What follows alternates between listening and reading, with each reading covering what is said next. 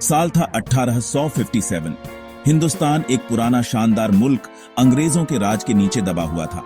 कभी का शक्तिशाली मुगल साम्राज्य अब अपनी चमक भूल चुका था। ईस्ट इंडिया कंपनी के हाथों की कठपुतली बन गया था।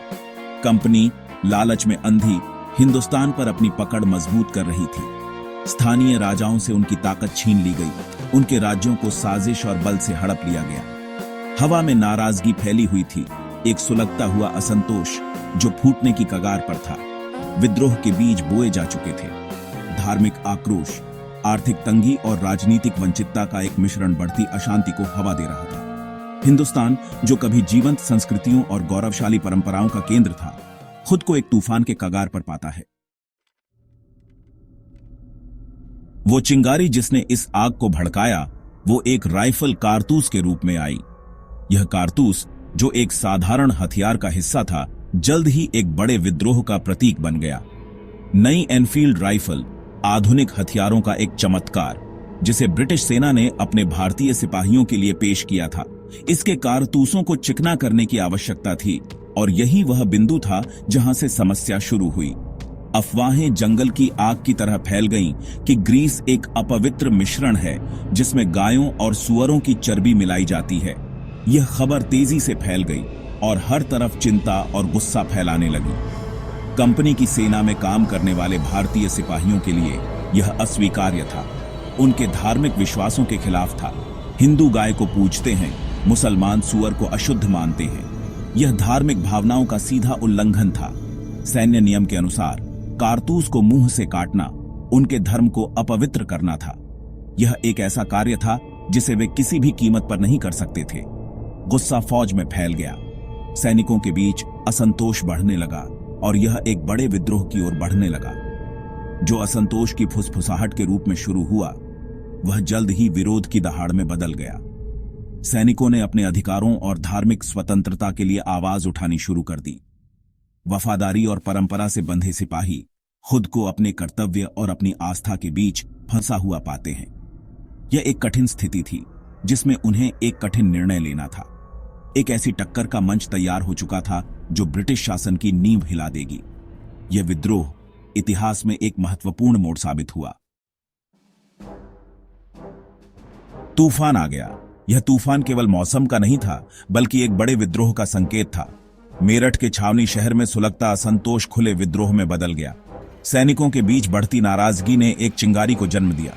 10 मई 1857 को कारतूस विवाद से नाराज और शिकायतों के ज्वालामुखी से भरे सिपाही अपने ब्रिटिश अफसरों के खिलाफ उठ खड़े हुए। यह दिन इतिहास में एक निर्णायक मोड़ बन गया। शुरू में एक जगह तक सीमित यह विद्रोह जंग की आग की तरह पूरे उत्तर भारत में फैल गया। हर शहर और गांव में विद्रोह की लपटें फैलने लगी।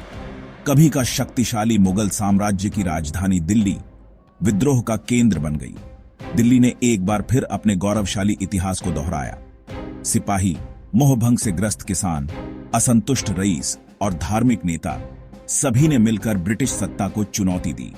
ये एक संयुक्त प्रयास था जिसमें हर वर्ग ने अपनी भूमिका निभाई। विद्रोह की क्रूरता और पैमाने से अचानक घिरे ब्रिटिशों ने नियंत्रण हासिल करने के लिए संघर्ष किया। उनके लिए यह एक अप्रत्याशित और कठिन चुनौती थी। स्थिति गंभीर थी।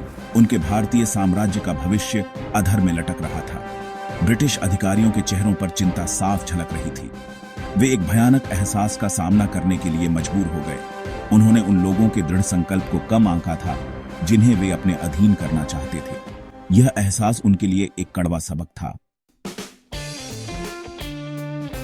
1857 के तूफान से उभरने वाले कई नायकों में झांसी की युवा रानी रानी लक्ष्मीबाई सबसे आगे रहीं। अंग्रेजों द्वारा अपनी राइटफुल विरासत से वंचित वह प्रतिरोध का प्रतीक बन गई। उनकी हिम्मत और दृढ़ता ने लाखों लोगों को प्रेरित किया। एक योद्धा की वेशभूषा में, हाथ में तलवार लिए, वह अंग्रेजों के खिलाफ अपनी सेना का नेतृत्व करती है। युद्ध के मैदान में उनकी बहादुरी, उनकी रणनीतिक कुशाग्रता और स्वतंत्रता के प्रति उनकी अटूट प्रतिबद्धता ने उन्हें एक किंवदंती बना दिया। हालांकि वह युद्ध में गिर गईं, लेकिन उनके बलिदान ने विद्रोह को और भी उग्र कर दिया।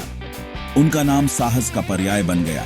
उनकी कहानी भारतीय इतिहास के पन्नों में आशा और चुनौती की किरण के रूप में दर्ज हो गई।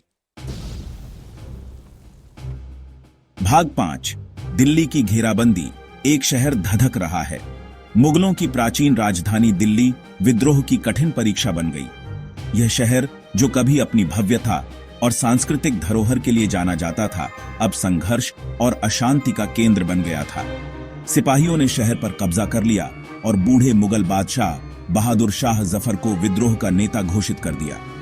बहादुर शाह जफर, जो एक कवि और कलाकार के रूप में अधिक जाने जाते थे, अब एक विद्रोही सेना के प्रतीक बन गए। विद्रोह को कुचलने और अपनी खोई प्रतिष्ठा को पुनः प्राप्त करने के लिए दृढ़ संकल्पित अंग्रेजों ने शहर को घेर लिया। अंग्रेजों ने अपनी पूरी ताकत और संसाधनों को इस घेराबंदी में झोंक दिया। एक खूनी और लंबी लड़ाई छिड़ गई। दिल्ली की सड़कों पर तोपों की आग और तलवारों की टक्कर की आवाज गूंज रही थी। हर गली और नुक्कड़ पर संघर्ष की कहानियां लिखी जा रही थीं। महीनों तक यह लड़ाई चलती रही, जो दोनों पक्षों के हौसले का प्रमाण थी। इस संघर्ष ने न केवल सैनिकों बल्कि आम नागरिकों की भी परीक्षा ली। अंत में एक कठिन संघर्ष के बाद अंग्रेजों ने जीत हासिल की। खून से सनी गली गली पर फिर से कब्जा कर लिया। यह जीत उनके लिए एक महत्वपूर्ण मोड़ साबित हुई। दिल्ली का पतन संघर्ष में एक महत्वपूर्ण मोड़ था।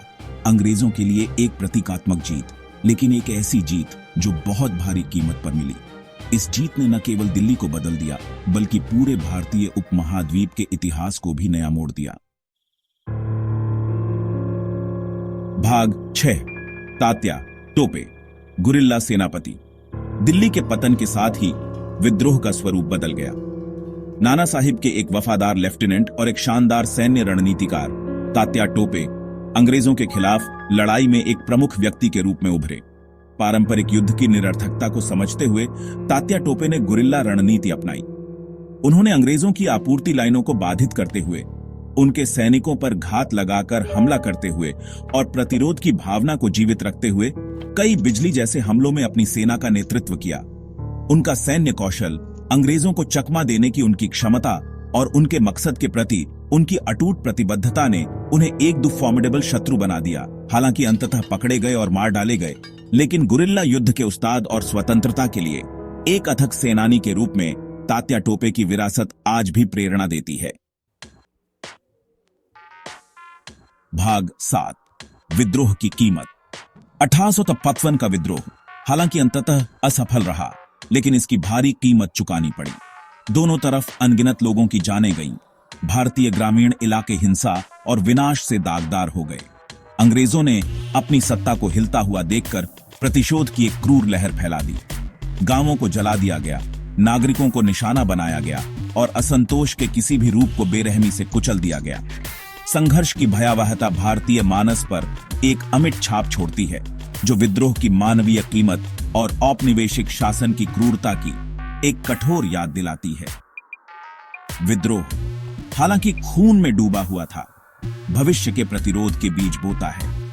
यह ब्रिटिश राज की भेद्यता को उजागर करता है और राष्ट्रवाद की भावना को प्रज्वलित करता है, जो अंततः भारत की स्वतंत्रता का कारण बनेगी। भाग 8। परिणाम, जख्म और बीज। 1853 का विद्रोह भारत में ब्रिटिश शासन के इतिहास में एक महत्वपूर्ण मोड़ है। ईस्ट इंडिया कंपनी विद्रोह से उसकी प्रतिष्ठा धूमिल हुई, भंग कर दी गई। भारत ब्रिटिश क्राउन के सीधे नियंत्रण में आता है, जिससे कड़े राजनीतिक नियंत्रण और प्रशासनिक सुधारों का दौर शुरू होता है। विद्रोह के निशान गहरे हैं। अंग्रेजों ने एक और विद्रोह को रोकने के लिए दृढ़ संकल्पित होकर भारतीय समाज को विभाजित और कमजोर करने के लिए नीतियां लागू की। संघर्ष के दौरान बोए गए अविश्वास के बीज आने वाले दशकों तक कड़वे फल देते रहे। फिर भी विद्रोह की राख के बीच एक नया भारत आकार लेने लगता है। 1857 की घटनाओं ने हालांकि तात्कालिक अर्थों में एक विफलता थी, राष्ट्रवाद के बीज बोए, भारत के विविध लोगों के बीच एकता और साझा नियति की भावना पैदा की। भाग 9। 1857 की अनुगूंज। 1857 का विद्रोह हालांकि 1.5 सदी पहले की बात है, आज भी भारत में गूंजता है। यह उन अनगिनत पुरुषों और महिलाओं के बलिदान की याद दिलाता है, जिन्होंने उत्पीड़न के खिलाफ आवाज उठाने का साहस किया। रानी लक्ष्मीबाई, तात्या टोपे और विद्रोह के अनगिनत अन्य नायकों की कहानियां आज भी भारतीयों की पीढ़ियों को प्रेरित करती हैं। उनका साहस, उनका दृढ़ संकल्प और स्वतंत्रता के विचार में उनका अटूट विश्वास एक प्रकाश स्तंभ के रूप में कार्य करता है, जो स्वतंत्रता की ओर भारत की यात्रा का मार्गदर्शन करता है। 1857 की अनुगूंज आज के भारत में सुनी जा सकती है, जो एक जीवंत लोकतंत्र है, जो अपने लोगों की अदम्य भावना का प्रमाण है। उस अशांत काल से सीखे गए सबक एकता के महत्व, स्वतंत्रता के मूल्य और मानव आत्मा की स्थायी शक्ति की याद दिलाते हैं।